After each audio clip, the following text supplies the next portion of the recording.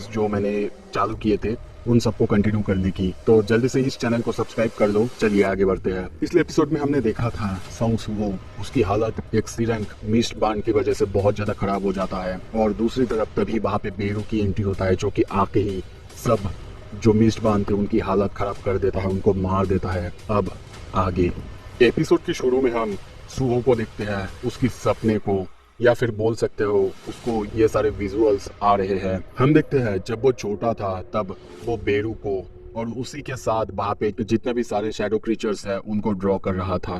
तभी वो सामने की तरफ देखता है, देख के थोड़ा सा हैरान होता है क्योंकि उसके सामने हम बेरू को देखते हैं। उसे देख के वो बहुत ज्यादा खुश होता है। बेरू देख के कहता है कि यंग मोनाक, आपने मुझे ड्रॉ किया है? सच में? वो रोने लगता है और कहता है मुझे बहुत अच्छा लगा यंग मोनाक। प्रेजेंट में हम देखते हैं सूहो अपना आँख खोलता है। उसे हम बिस्तर में या फिर बोल सकते हैं हॉस्पिटल में देखते हैं। वो अपनी हालत देखते हुए सोचता है क्या एक एंट? सीन शिफ्ट होता है। कुछ देर बाद हम देखते हैं सूहो किसी के साथ फोन पे बात कर रहा था। कोई कहता है सूहो, आखिर क्या हुआ है तुम्हारे साथ? तुम्हें ज्यादा चोट तो नहीं आया ना? दुनिया में जो भी चल रहा है अभी ये ठीक नहीं है। मैं तुम्हारे लिए कुछ अवेकन बॉडीगार्ड्स को असाइन कर रहा हूँ।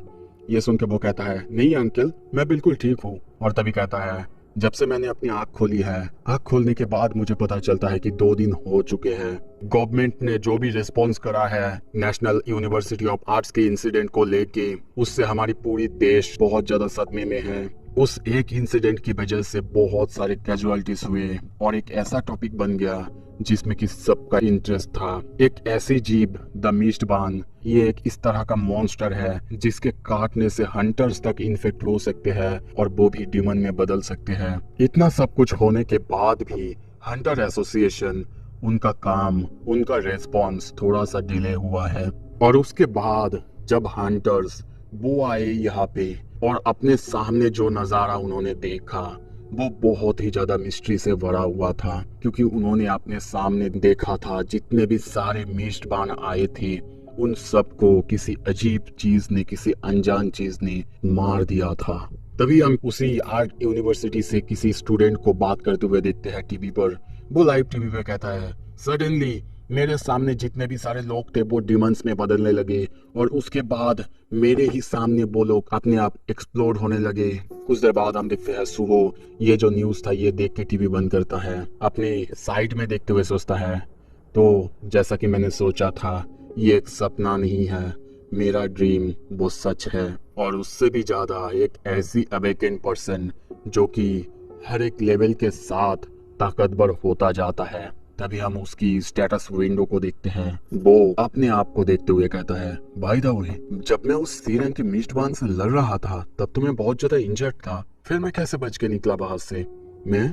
तभी आवाज आता है वेल, क्योंकि मैंने उन सारे मिस्ट बान को संभाल लिया था, बेरू ने। ये आवाज सुनते ही वो थोड़ा सा हैरान होता है। तभी अपने बेड के नीचे देखता है एक बहुत बड़ी सी शैडो को। हम वहीं पे बेरू को देखते हैं। वो कहता है बहुत समय हो चुका है ना यंग मोनक? मैंने बहुत दिन बाद आपको देखा है, सच में बहुत दिन बाद। आप कितने बड़े हो चुके हैं यंग मोनक, अब तो मेरे अंदर इमोशंस की भरमार हो रहा है। और तभी उसको देखते ही सूहो के दिमाग में ग्लिचेस आता है। वो सोचने लगता है और एक एक करके सारा जो मेमोरीज था जो उसके दिमाग से वाइप करा गया था, मिटा दिया गया था, वो सारी मेमोरीज धीरे धीरे वापस आने लगते हैं। वो सोचता है क्या ये क्या हो रहा है मेरे साथ? जितने भी सारे मेमोरीज वो अब मेरे अंदर फिर से आ रहे हैं। मैं इस एंट को पहचानता हूँ, जानता हूँ ये कौन है। ये उसी तरह का ब्लैक क्रीचर्स है जिनसे कि मैं बचपन में खेला करता था। मुझे कुछ भी याद नहीं है, क्यों मैं भूल गया था अब तक ये सब कुछ।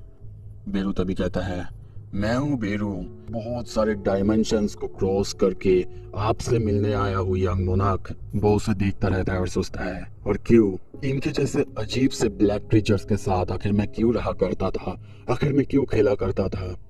बहुत सारे सवाल है मेरे दिमाग में जिसका कि जवाब मुझे अब तक नहीं मिला है। तभी वो कहता है अच्छा, मोर देन एनीथिंग, मुझे जितना याद है तुम इससे भी ज्यादा बड़े थे, इतने छोटे साइज के तो नहीं थे।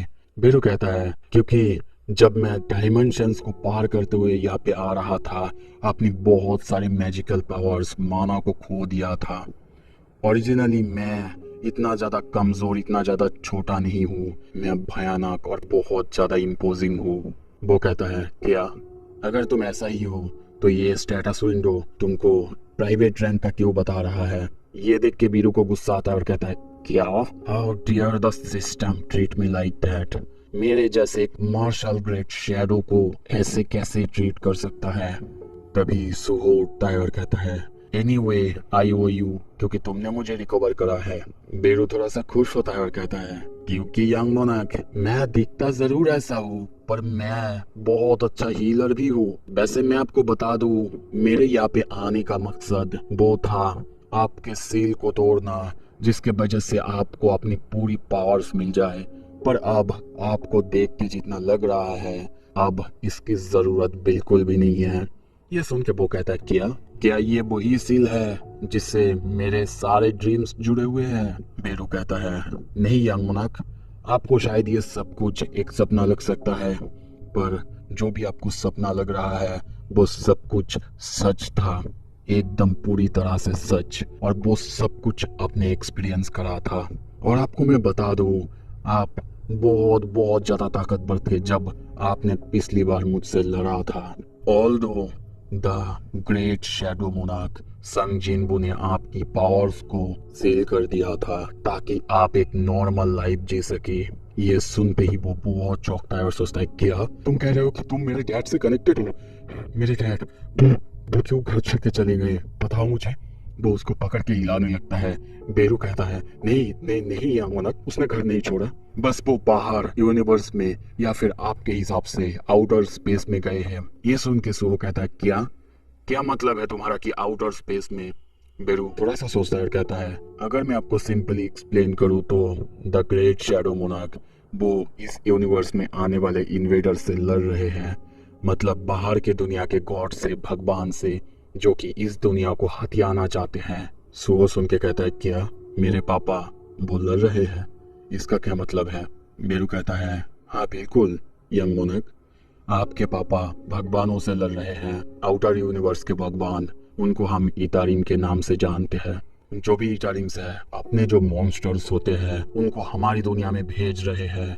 और शायद इसी की वजह से या तक कि मैंने भी आते टाइम बहुत सारे उन बीस्ट को, एनिमीज को मारा है यंग मोनार्क। यहाँ तक कि अब तो मुझे ये भी लग रहा है जितने भी सारे गेट्स और डिमंस अर्थ पे दिख रहे हैं ये सब इसी वार का नतीजा है, उन्हीं इतारिम्स की वजह से है। ये सुन के तभी सुहो कहता है, तो इसका मतलब माँ वो भी उनके साथ गए हैं? बेरू कहता है, क्या? नहीं वो तो नहीं गए हैं।